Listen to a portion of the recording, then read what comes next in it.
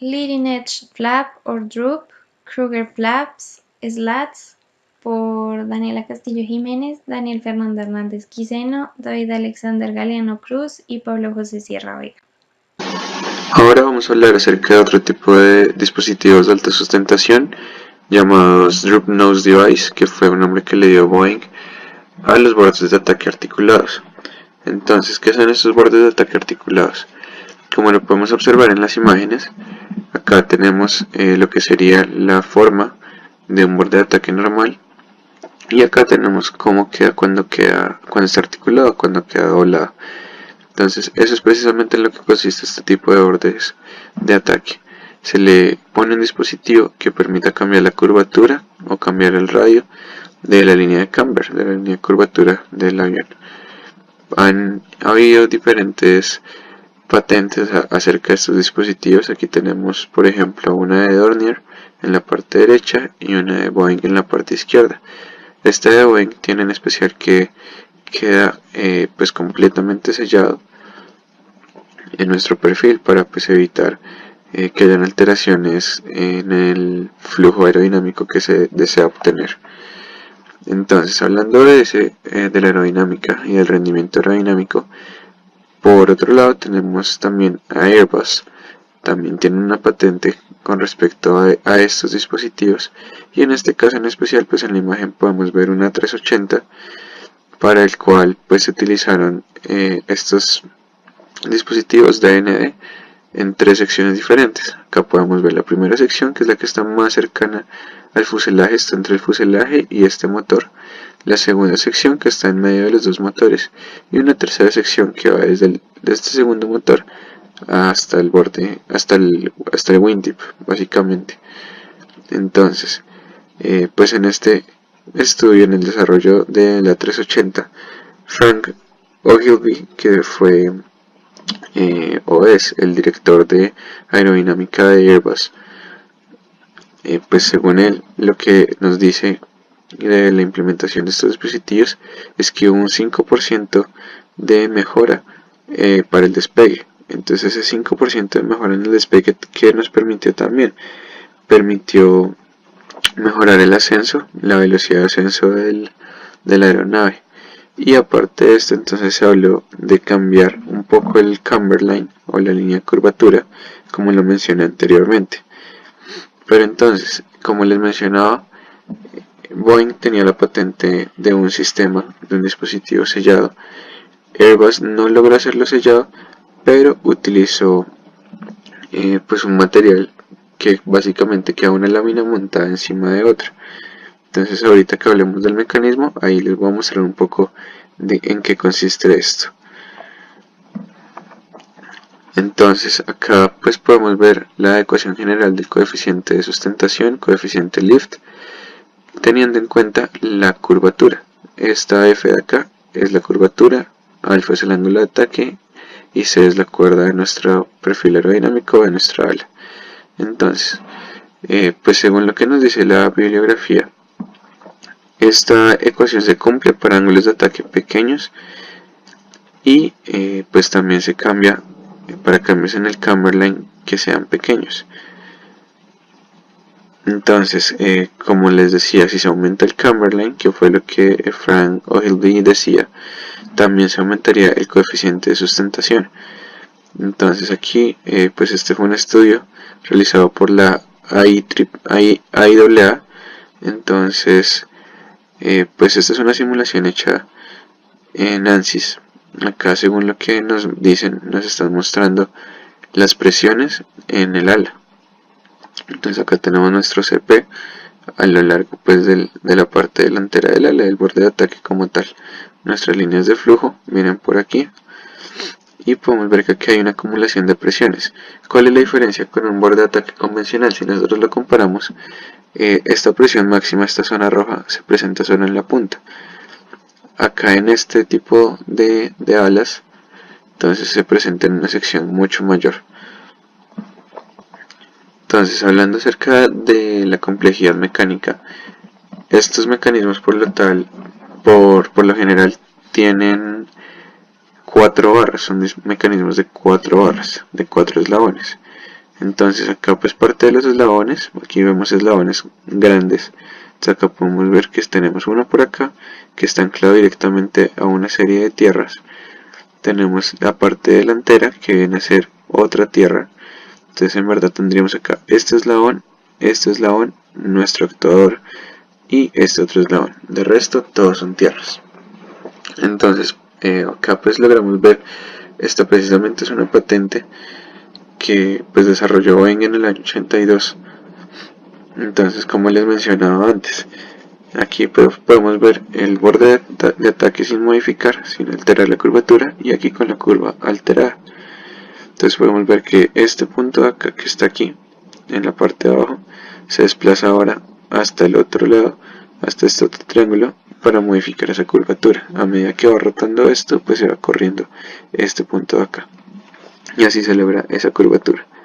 Podemos ver también que el material utilizado en la parte de abajo es un material flexible. Esto ya tiene que ver un poco más con el tema de la manufactura, que lo vamos a poder observar por acá. Entonces acá podemos ver un mecanismo sencillo.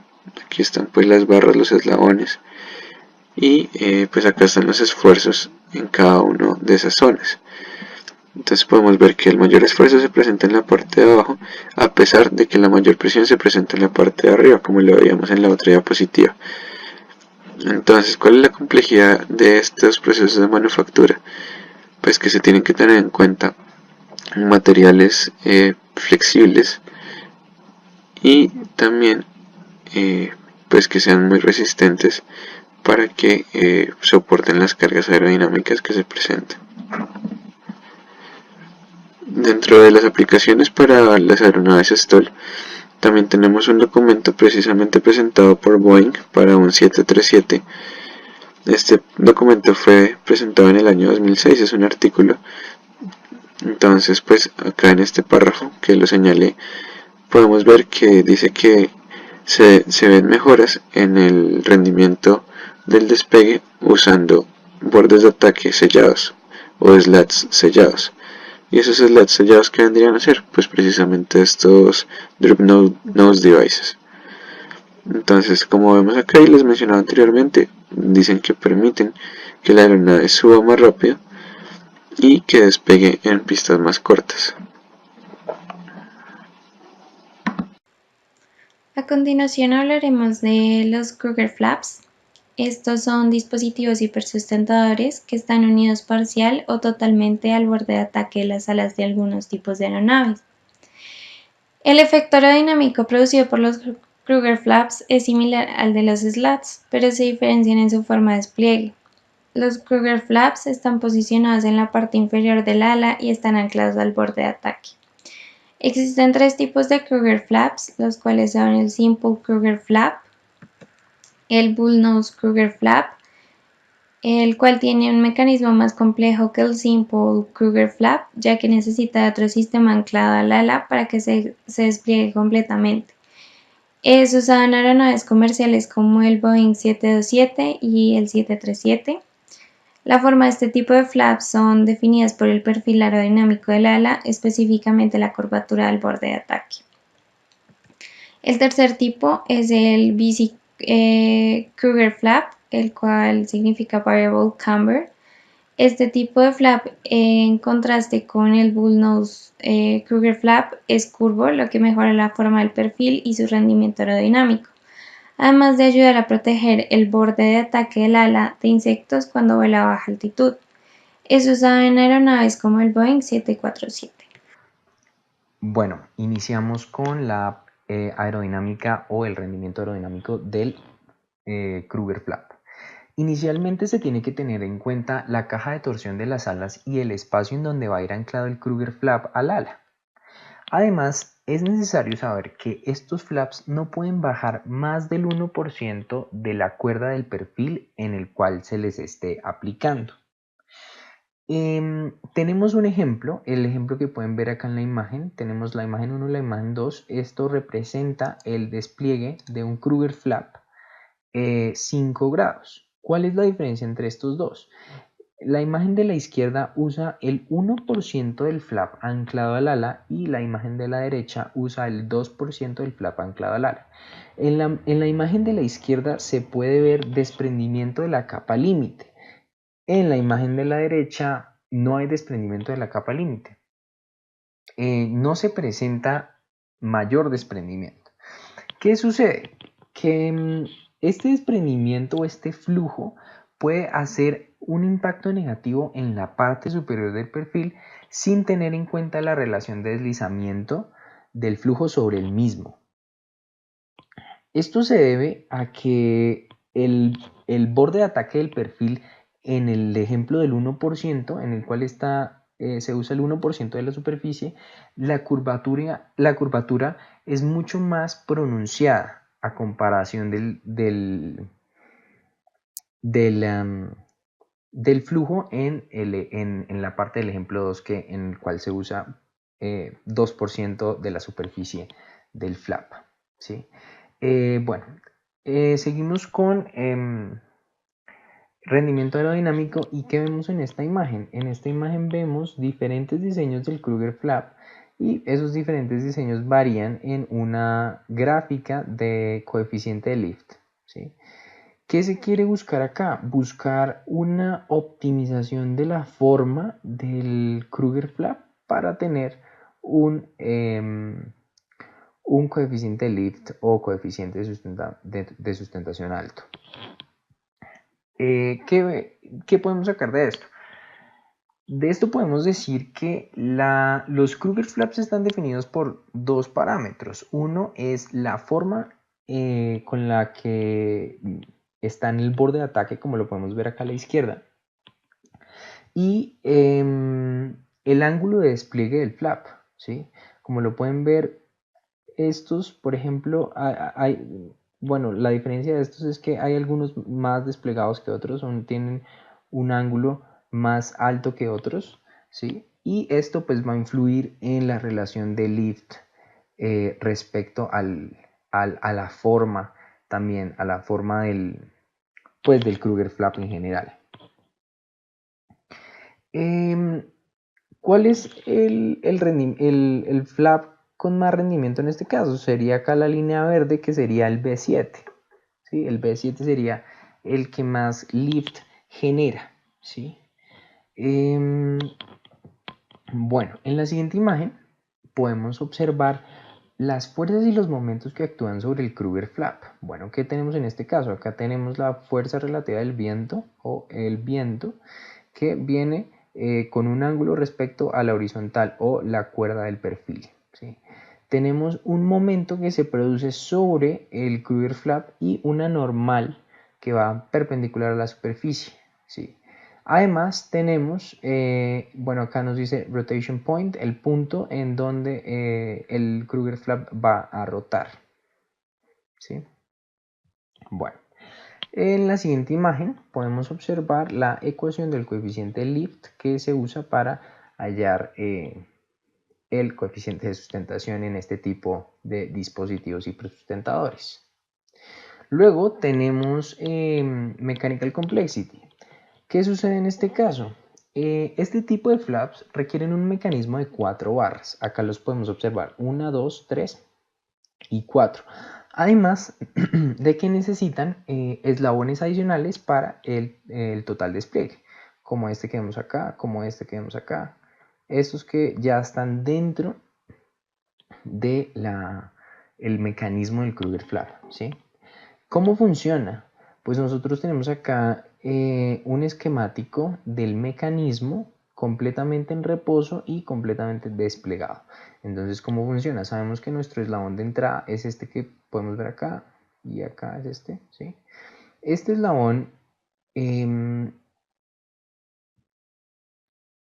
modifica su ángulo con la horizontal, ¿sí? A este eslabón también lo podríamos llamar actuador, ¿sí? Entonces lo que hace este eslabón al modificar su ángulo con la horizontal es moverse, bajar, ¿sí? Baja, y los otros eslabones que están anclados en el mecanismo automáticamente se van a mover por el movimiento relativo de este eslabón, ¿sí?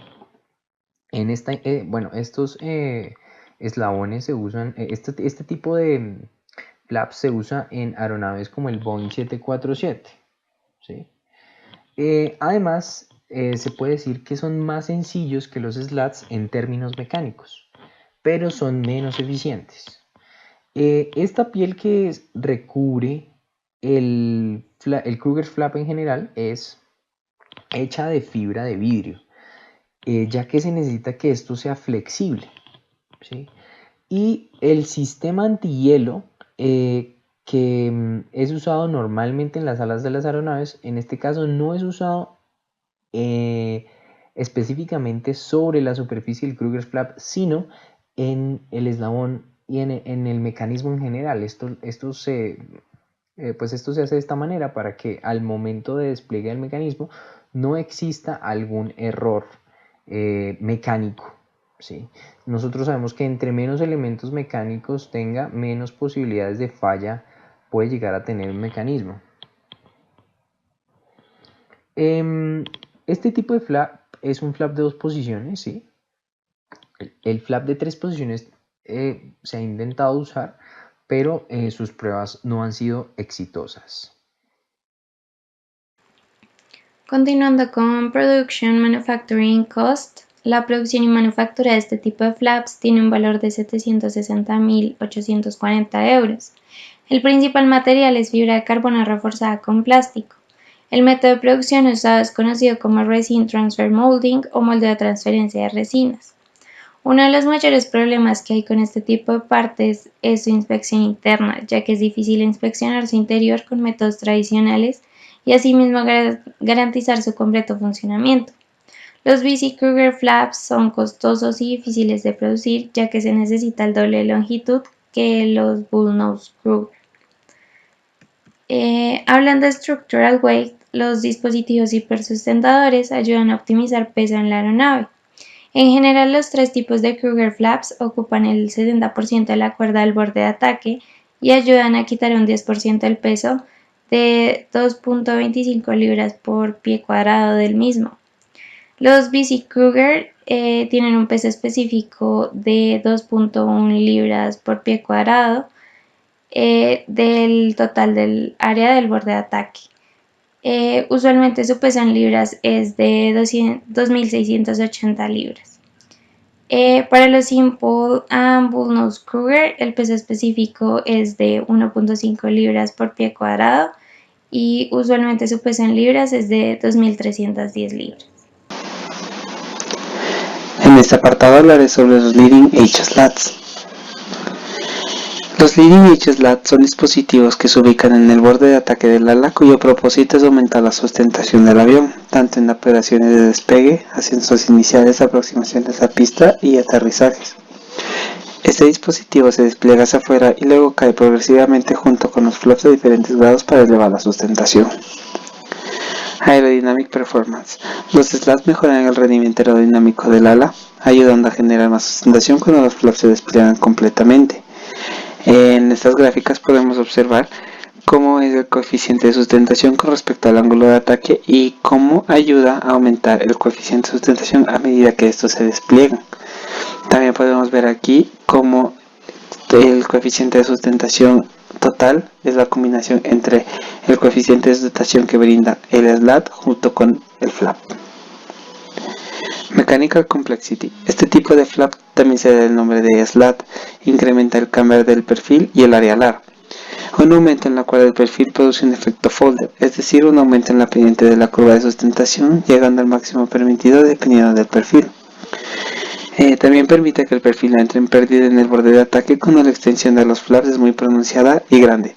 Esto ayuda a un alargamiento en la curva de sustentación. Structural Weight. Estos dispositivos necesitan ser lo menos complejos posibles y tener una forma compacta para que así no ayuden al aumento del peso del ala y por ende no al peso de la aeronave. Estos dispositivos comprenden entre el 25 y 30% del peso total del ala. Tienen un peso aproximado de 2.550 libras sin contar con su sistema accionador y tomando en cuenta el mecanismo completo de su estructura que pesaría en total 2.640 libras.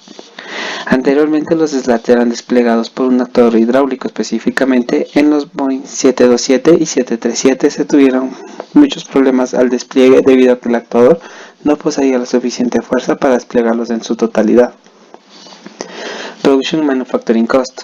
La construcción de este mecanismo SLAT borda entre los $964,000 y el $1,142,000 aproximadamente, variando entre los materiales y especificaciones que se requieran. En los Boeing los actuadores rotatorios están anclados en el borde de la viga knee, mientras que en los Airbus los actuadores rotatorios se deslizan dentro del borde de la viga knee.